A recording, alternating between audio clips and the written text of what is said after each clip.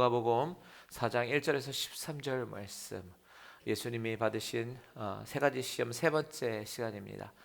다 같이 자리에서 일어나셔서 한 절씩 교독하겠는데요. 누가복음 4장 1절에서 13절까지의 말씀, 저와 여러분 한 절씩 교독하겠습니다. 예수께서 성령의 충만함을 입어 요단강에서 돌아오사 광야에서 40일 동안 성령에게 이끌리시며 너희에게 시험을 받으시더라. 이 모든 날에 한 번도 접지 아니하시니 날짜와 밤에 죽이시니라. 마귀가 이르되 내가 만일 하나님의 아들이여든 이 돌들에게 명하여 떡이 되게 하라. 예수께서 대답하시되 기록된 바 사람이 떡으로만 살 것이 아니라 하느니라. 마귀가 또 예수를 이끌고 올라가서 순식간에 천하만국을 보이며 이르되 이 모든 권위와 영광을 내게 주시라. 이것은 내게 넘겨준 것이고 내가 받은 자에게 주시라. 그러므로 내가 만일 내게 절하면 다 내 것이 되리라. 예수께서 대답하여 이르시되 기록된 바 주 너의 하나님께 경배하고 다만 그를 섬기라 하였느니라. 또 이끌고 예루살렘으로 가서 성전 꼭대기에 세우고 이르되 내가 만일 하나님의 아들이여든 여기서 뛰어내리라. 기록되었으되 하나님이 너를 위하여 그 사자를 명하사 너를 지키게 하시리라 하였고 또한 그들이 손으로 너를 받들어 내 발이 돌에 부딪히지 않게 하시리라 하였느니라. 예수께서 대답하여 이르시되 주 너의 하나님을 시험하지 말라 하였느니라. 같이 있습니다. 마귀가 모든 시험을 당한 후에 얼마 동안 떠나니라. 아멘. 다 같이 자리에 앉으시겠습니다. 하나님 아버지, 우리의 마음을 열어주시옵소서. 하나님 아버지, 우리의 심령과 우리의 영의 귀를 열어주시고 마귀가 어떻게 하면 하나님의 자녀들을 넘어뜨릴까, 어떻게 하면 시험에 빠져서 믿음에서 떠나가게 할까, 하나님과의 관계를 끊어버릴까, 우는 사자와 같이 삼킬 자를 찾는 이 시대에 우리가 예수님이 말씀으로 승리하신 것처럼 우리도 말씀으로, 진리의 말씀 위에 서서 승리하는 우리들 다 되어지게 하여 주시옵소서. 오직 하나님만 바라보며 승리하게 하실 줄 믿고 감사드리며 예수 그리스도의 이름으로 기도합니다. 아멘. 아멘. 자, 우리가 예수님께서 받으신 세 가지 시험에 대해서 지난 3주간 생각을 해보는데요. 예수님이 받으신 이 세 가지 시험은 우리가 살면서 흔하게 경험될 수 있는 그런 이야기들입니다. 악한 사탄 마귀가 얼마나 교활하고 교묘한지 우리의 약점을 너무나도 잘 알아요. 그래서 우리가 약한 것을 집요하게 파고 들어와서 우리가 하나님을 불신하게 만들고 우리가 하나님으로부터 디스커넥트 되게 만들고 믿음을 버리고 떠나가게 만듭니다. 이렇게 사탄은 어떻게 해서든지 하나님의 자녀들을 넘어뜨리려고 하는데, 예수님께서 이미 승리하신 이 사건을 통해서 우리는 뭘 배워야 되냐면, 아하, 이렇게 승리하는 거구나 라는 것을 배우게 되는 것이죠. 그 마귀는요, 예수님을 넘어뜨리려고 왔습니다. 40일 동안 금식하셨을 때 가장 연약한 그 타이밍에 가장 연약한 부분을 가지고 세 가지 시험을 하는 것을 봅니다. 첫 번째가 무엇이었죠?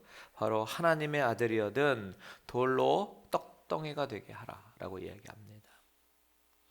이것은 하나님을 온전한 공급자로서 신뢰하는 그 마음을 접고 너가 스스로 너의 살 길을 마련하라 라는 겁니다. 너의 먹을 것 너가 마련하라. 겉으로 보일 때는요, 너가 하나님의 아들이면 이 정도는 할 수 있잖아 라고 이야기하는 것 같지만, 실상은 하나님 의지하지 말고 이 세상 너의 계획대로 너의 마음대로 너가 살 길을 마련해서 살아가라 라고 하는 교묘한 속임수였습니다.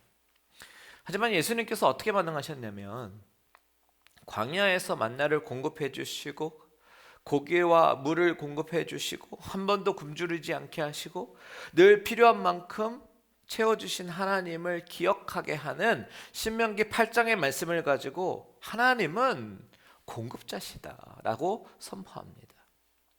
그러면서 이 시험에서 승리하셨어요. 그리고 이 말씀은 이 세상에서 우리가 살아가면서 이 물질 없으면 우리가 죽을 것 같고 물질에 욕심을 부리며 살아가는 우리들에게 경종을 울리는 그런 말씀이었습니다.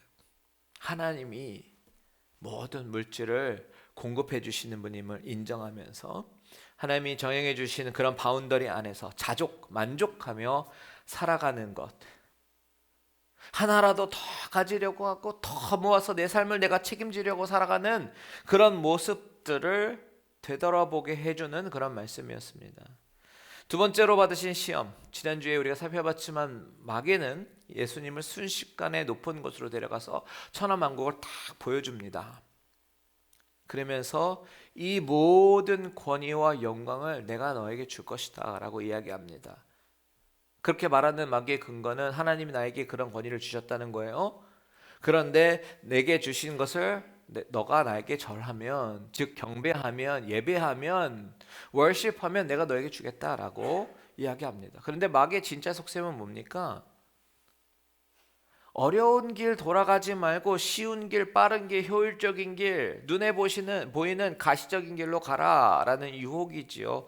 이것이 왜 문제냐면 십자가의 길, 주님이 가시기 위해서 이 땅에 오셨고 가시려고 하는 십자가의 길은요, 어려운 길이고 돌아가는 길이고 쉬운 길이 아니에요. 그런데 마귀는 그 길로 가지 못하게 막으려고 하는 겁니다.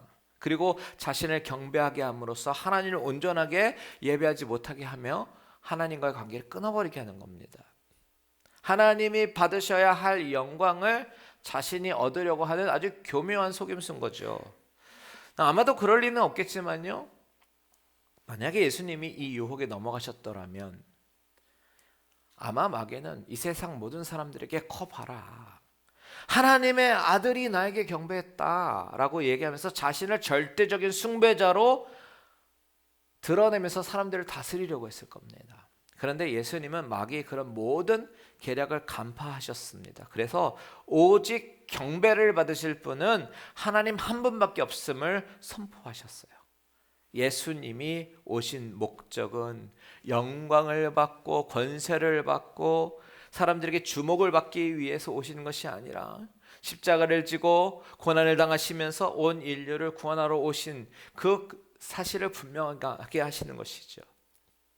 그리고 이 말씀은 이 세상을 살아가는 우리들에게도 쉬운 길, 영광의 길, 권세의 길을 추구하는 것이 크리스찬의 삶이 아니라, 크리스찬의 길이 아니라 주님이 가셨던 길처럼 고난의 길, 아픔의 길, 십자가의 길임을 다시 한번 리마인드해 주시는 겁니다. 하나님이 원하시는 신자의 삶이란 우리가 하나님을 유일한 예배의 대상자로 인정하며 나아가는 것. 다른 말로 바꾸면 삶의 우선순위가 여러 가지가 있겠지만 가장 우선순위는 하나님께 예배하는 그 사실이다라는 것을 우리가 기억해야 되는 겁니다. 하나님을 예배해야 되는 그 자리에 우리가 세상의 영광과 권위를 추구하면서 내가 그 자리에 앉으려고 한다면 그것은 새로운 우상을 섬기는 그런 사실이다라는 것을 우리가 반드시 기억해야 된다는 거예요. 자, 오늘 마지막으로 세 번째 시험에 대해서 생각해 보려고 하는데요, 오늘 세 번째 시험을 통해서 우리에게 주시는 메시지가 무엇일까? 다 같이 9절을 함께 읽어보도록 하겠습니다. 9절 시작. 또 이끌고 예루살렘으로 가서 성전 꼭대기에 세우고 이르되 내가 만일 하나님의 아들이거든 여기서 뛰어내리라. 자, 마귀가요 이번에는 예수님을 예루살렘 성전 꼭대기로 데리고 갑니다. 당시 예루살렘에서 가장 높은 곳은 바로 예루살렘 성전이었어요. 이해를 돕기 위해서 몇 가지 그림을 준비했는데 당시 예루살렘 성과 예루살렘 성전의 위치는 바로 이 그림과 같습니다. 이 그림을 잘 보시면요, 예루살렘 성전에서 정말 예루살렘 성 전체가 한눈에 보이는 그런 위치였습니다. 북동쪽에 위치해서 높은 곳에 있으니까 성전에 올라가면요, 사람들이 다 모든 마을들이 한눈에 보이는 그런 위치와 높이를 가지고 있어요. 잘 보이실지 모르겠지만 성전 오른쪽에 기드론 골짜기라고 쓰여 있어요. 기드론 골짜기. 그런데 다음 그림 보시면 이것은 이제 모형인데요. 당시 가옥들과 비교했을 때 얼마나 많은 사람이 한꺼번에 이 성전에 들어올 수 있는지 이제 규모를 짐작할 수 있고요. 그리고 성전 모퉁이에 서면 시내가 한눈에 다 보일 만한 그런 높이와 위치임을 알려줍니다. 이 그림은 동쪽에서 바라본 거기 때문에 오른쪽이 북쪽이고 그리고 왼쪽이 남쪽입니다. 당시 지형과 그리고 성경의 기록을 바탕으로 예수님께서 시험을 받으신 곳으로 추정되는 곳이 어디냐면 바로 성전의 남동쪽이에요. 그러니까 이 사진을 보면 왼쪽 밑에 있는 그런 구석이죠. 그쪽으로 추정이 됩니다. 밑에는 바로 기드론 골짜기고, 자, 그곳이 성전에서 가장 높은 곳이었다고 합니다. 어떤 분이 이제 성지 순례를 다녀서 찍은 사진을 찾아봤는데요. 지금은 이런 모습이래요. 이쪽이 바로 남동쪽입니다. 성전에. 지금으로 봐도 꽤 높습니다. 근데 당시에 밑에 골짜기가 흐르고 그랬으면 더 높게 느껴졌을 거고, 당시에 이제 건축술과 이런 기술로 감안했을 때는 굉장히 높게 느껴졌던 그런 곳일 겁니다. 역사학자 요세푸스가 있잖아요. 그 사람의 기록에 의하면 어떤 기록을 남겼냐면 이 구석 부분에서 바라보면 사람들이 현기증을 느꼈다라고 기록하기도 합니다. 이렇게 높은 곳으로 마귀가 예수님을 끌고 가서 뛰어내리라 라고 얘기하는 겁니다. 뛰어내리라. 하나님의 아들이여든 뛰어내리라 라고 이야기합니다. 그 논리는 뭐냐면 이 높은 곳에서, 이렇게 높은 곳에서 뛰어내렸는데도 만약에 살아남는다면 그것은 하나님께서 개입하셔서 살아남는 거니까, 하나님의 아들이면 하나님이 죽도록 내버려 두겠냐는 거예요. 천사를 보내서 그를 보호하고 멋지게 짜잔 하고 예수님을 받들어서 발도 하나도 상하지 않게 하실 거 아니냐라는 겁니다. 그런데 여러분, 우리가 여기서 주목해 보아야 할 두 가지가 있어요. 하나는 이 시험이 어디에서 이루어지고 있는가 하는 이 장소를 주목해 봐야 되고요. 또 하나는 마귀가 무엇을 근거로 이런 시험을 하는가, 이 근거를 우리가 주목해 봐야 합니다. 첫 번째, 장소가 어디죠, 여러분? 이 시험은 분명히 성전 꼭대기라고 이야기하잖아요. 성전입니다, 성전. 예배를 드리는 곳이고 하나님께서 임재하시는 곳입니다.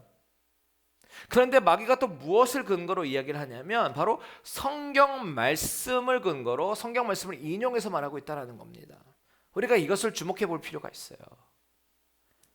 지금 마귀가 주는 세 번째 시험은요, 성전에서 하나님의 말씀을 가지고 시험하는 종교적인 시험이다라는 겁니다.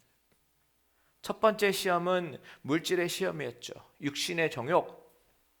두 번째는 안목의 정욕입니다. 보이는 것 다 주겠다. 세 번째 시험은 이생의 자랑인데 이 이생의 자랑을 종교를 도구로 삼아서 펼쳐라 라고 아주 교묘하고 무서운 시험입니다. 왜 이생의 자랑이에요? 마귀는 너가 떨어지면 천사가 너를 도울 것이고 그것을 바라보는 수많은 사람들이 박수를 치고 환호성을 칠 거야. 너는 스타가 될 거야. 그것을 증명해봐 라는 겁니다. 그런데 여기서 마귀가 인용한 성경 구절을 한번 보자고요. 10절과 11절을 같이 한번 읽겠습니다. 시작. 기록되었으되 하나님이 너를 위하여 그 사자들을 명하사 너를 지키게 하시리라 하였고, 또한 그들이 손으로 너를 받들어 내 발이 돌에 부딪히지 않게 하시리라 하였느니라. 자, 마귀가 성전에서 하나님의 말씀을 인용해서 아주 그럴듯하게 말합니다. 굉장히 영적으로 들리게끔 말이죠. 첫 번째와 두 번째 시험에서 예수님께서 말씀을 사용해서 마귀를 물리치니까요, 이번에는 마귀가 오히려 말씀을 이용해서 말씀을 인용하는 겁니다. 여러분, 우리는 가끔 마귀를 오해할 때가 있는데, 마귀는 우리가 만화나 영화에서 나오는 드라큘라처럼 십자가를 딱 내밀면 아이고 무서워하고 도망가는 그런 존재가 아닙니다. 혹은 막 뿔 달리고 빨간 눈을 가지고 삼지창을 들고 화살표가 달린 꼬리를 달린 그런 형상으로 한 마귀가 아닙니다. 우리가 구별하기 힘든 모습으로 나타나요. 심지어 성전에서 시험한다. 무슨 말입니까? 우리가 시험에 들 것 같지 않은 그런 장소, 교회가 바로 시험의 장소일 수도 있다라는 메시지를 전달해 주는 거예요. 실제로도 그렇잖아요, 여러분. 우리가 교회에서 신앙생활을 하지만 교회에서 시험 들어서 교회를 떠나는 경우 왕왕 보지 않습니까? 사탄이 얼마나 교활한지 몰라요. 그래서 우리는 나를 상처 주는 어떤 특정한 대상이 아니라 이 영적인 실체를 바로 알아야 합니다. 너무나도 영적인 모습으로 가장을 해서 하나님의 말씀을 들고 와서 미혹을 하는데 우리가 정신을 바짝 차리지 않으면 당합니다. 대표적인 예가 바로 이단들이잖아요. 이단들은 성경을 잘 인용합니다. 그리고 기존 교회에 스며들어 와서 사람들에게 아주 영적인 척하면서 성경 구절들을 척척 말하죠. 그런데 이 사람들의 특징은 뭐냐면 이 인용한 성경 구절들이 맥락이 없어요. 이 성경 구절들이 쓰여진 배경이라든지 앞뒤 문맥과는 전혀 상관없이 그저 그 구절만을 탁 인용하면서 자기가 원하는 방향으로 해석을 이끌어가는 그런 특징을 가지고 있다는 이야기입니다. 오늘 본문에 나오는 마귀도 마찬가지예요. 시편 91편을 인용하기는 하지만 이 시편의 내용은 원래가 하나님을 시험하는 내용이 아닙니다. 하나님을 신뢰하는 내용입니다. 하나님을 신뢰하는 시인이 하나님을 찬양하는 내용인데 그런 컨텍스트는 말하지 않고 마치 하나님을 시험해도 된다라는 그런 식으로 이야기를 하는 것이죠. 그래서 이것이 엉터리고 위험한 해석 방식이라는 거예요. 시편 91편 우리 잠깐 한번 볼까요? 마귀가 인용하고 있는 91편 11절과 12절 보겠습니다. 시작. 그가 너를 위하여 그의 천사들을 명령하사 내 모든 길에서 너를 지키게 하심이라. 그들이 그들의 손으로 너를 붙들어 발이 돌에 부딪히지 아니하게 하시리로다. 자, 이 시는요 누가 지었는지 정확하게 알려지지 않은 작자 미상의 시인데요. 이 시는 많은 삶의 역경이 있었던 것 같아요. 그런데 그 역경 가운데 자신이 체험한 그 신앙을 바탕으로 노래를 하는 겁니다. 아무리 어렵고 절망적인 위기에 처한다고 하더라도 여호와 하나님을 믿고 의지하는 자에게는 하나님의 보호의 손길을 떠나지 않는다. 이것이 이 시에서 노래하는 내용이에요. 그래서 시인은요 이 시 91편을 시작하면서 1절과 2절에서 이렇게 고백합니다. 같이 한번 읽습니다. 시작.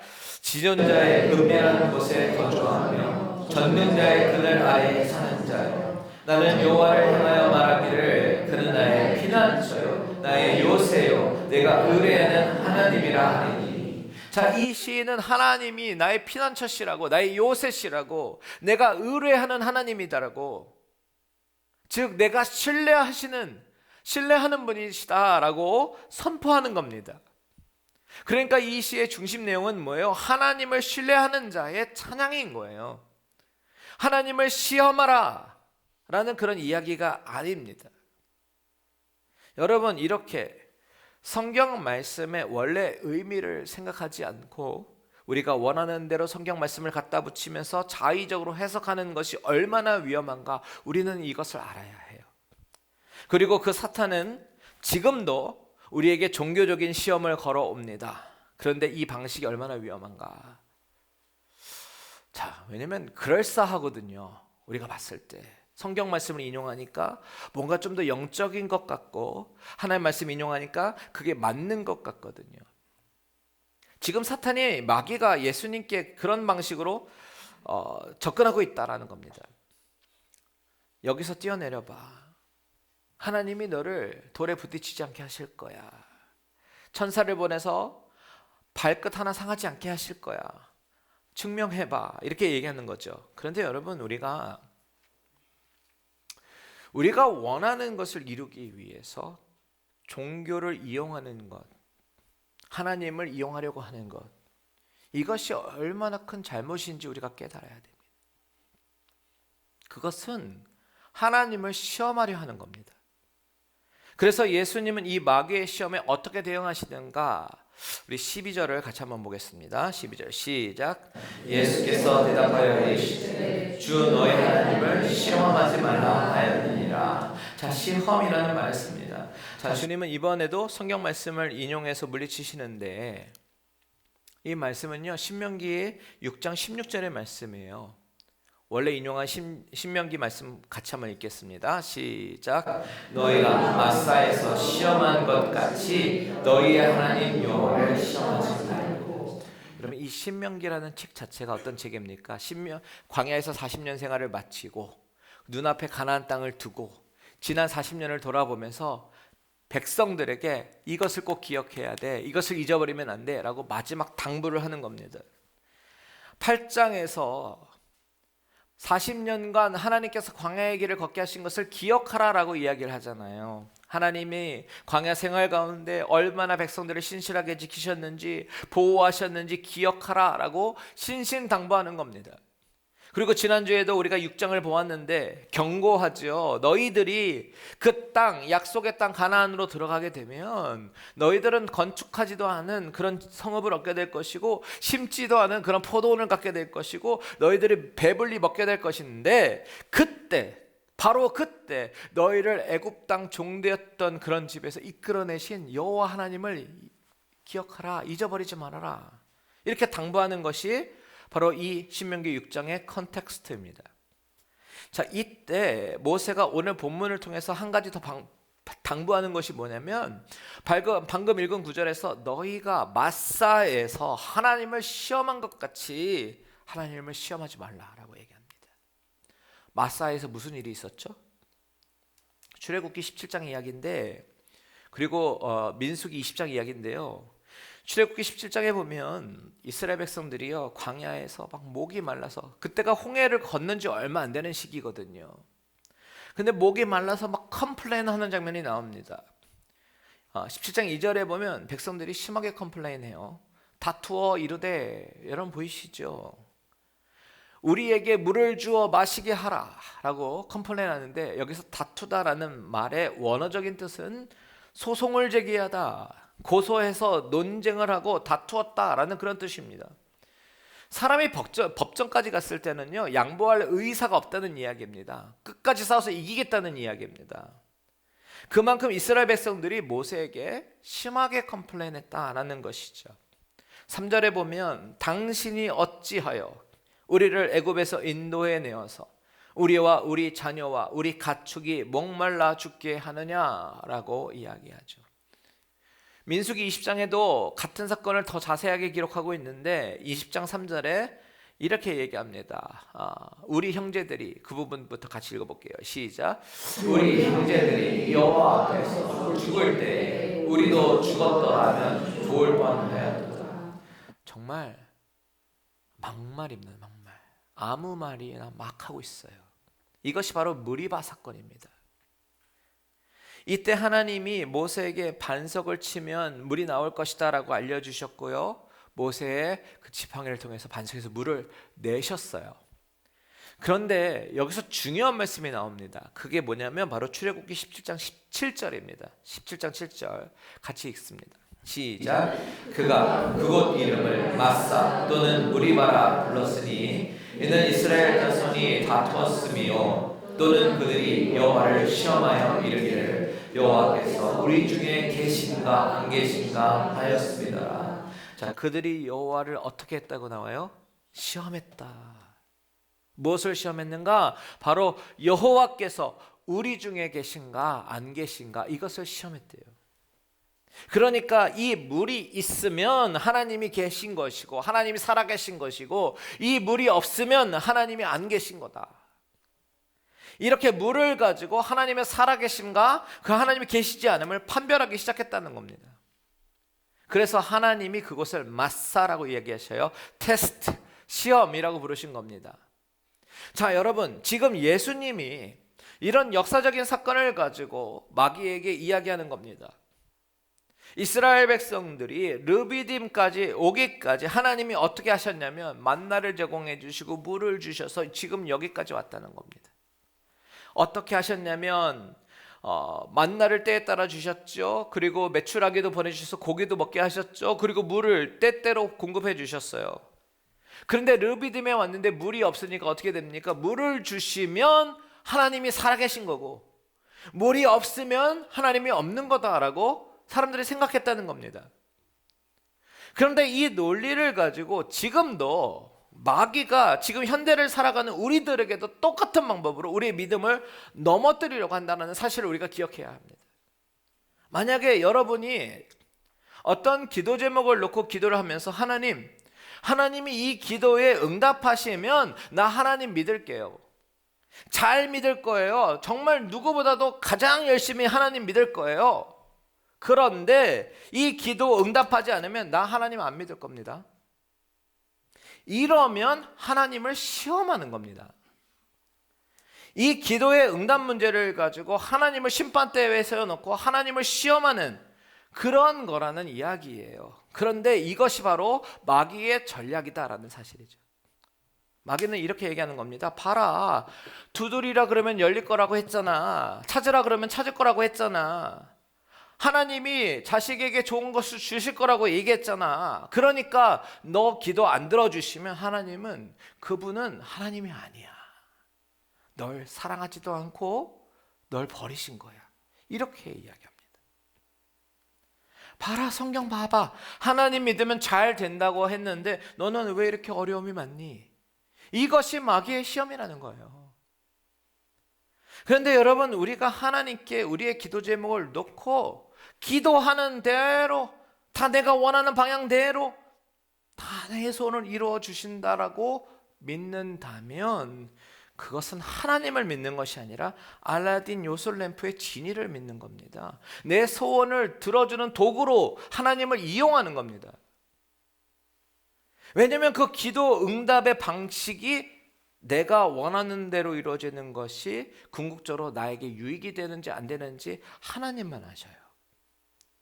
그래서 내가 원하는 방식으로 이루어지는 것이 우리는 응답이라고 생각하지만 때로는 하나님은 아니야, 이것이 너에게 유익하지 않아 하면서 하나님은 거절로서 응답하기도 하시고, 때로는 잠깐 기다려봐, hold on, 너가 지금은 참고 인내해야 될 때야 하고 하나님은 바로 기다리게 하시는 인내의 훈련을 하실 때도 있다라는 사실이죠. 하나님, 내 말대로 해주셔야 돼요. 내 자식 잘 돼야 되고요. 내 건강 항상 건강해야 되고요. 내가 하는 사업 잘 돼야 되고 우리 집은 대대로 아무 걱정 없이 잘 살아야 돼요. 이것은 결국 하나님을 나를 잘 살게 하시는 우상으로 만들어 버리는 겁니다. 마귀가 우리에게 그것을 시험하는 거예요. 너 하나님 믿지? 그런데 왜 잘 안 돼? 왜 사업이 망해? 왜 너의 자녀들은 그렇게 속썩여? 이렇게 다가오는 거죠. 여러분, 이 마귀의 논리에 빠지지 마십시오. 하나님의 말씀은 순종의 대상이지 이용의 대상이 아닙니다. 이걸 알아야 돼요. 하나님은 당신의 가장 귀한 독생자 예수 그리스도를 우리에게 내어주셨어요. 십자가에서 처참한 고통을 당하시면서까지 우리에게 주셨습니다. 로마서 5장 8절에서 9절 바울은 이렇게 이야기합니다. 같이 읽게요. 시작. 우리가 아직 죄인 되었을 때 그리스도께서 우리를 위하여 죽으심으로 하나님께서 우리에 대한 자기의 사랑을 확증하셨습니다. 그러면 이제 우리가 그의 피로 말미암아 의롭다 하심을 받았으니 더욱 그로 말미암아 진노하심에서 구원을 받을 것입니다. 우리가 아직 죄인 되었을 때에 그리스도께서 십자가에서 죽으심으로 우리에 대한 자기의 사랑을 확증하셨다라고 얘기합니다. 하나님의 사랑이 독생자 예수 그리스도를 통해서 십자가의 사랑으로 나타났는데 우리가 무엇을 더 요구하겠습니까? 여러분, 하나님을 우리에게 부요함을 가져다 주는 싸구려 복권처럼 취급하지 마십시오. 하나님은 이미 자기의 가장 큰 사랑을 십자가를 통해서 나타내셨어요.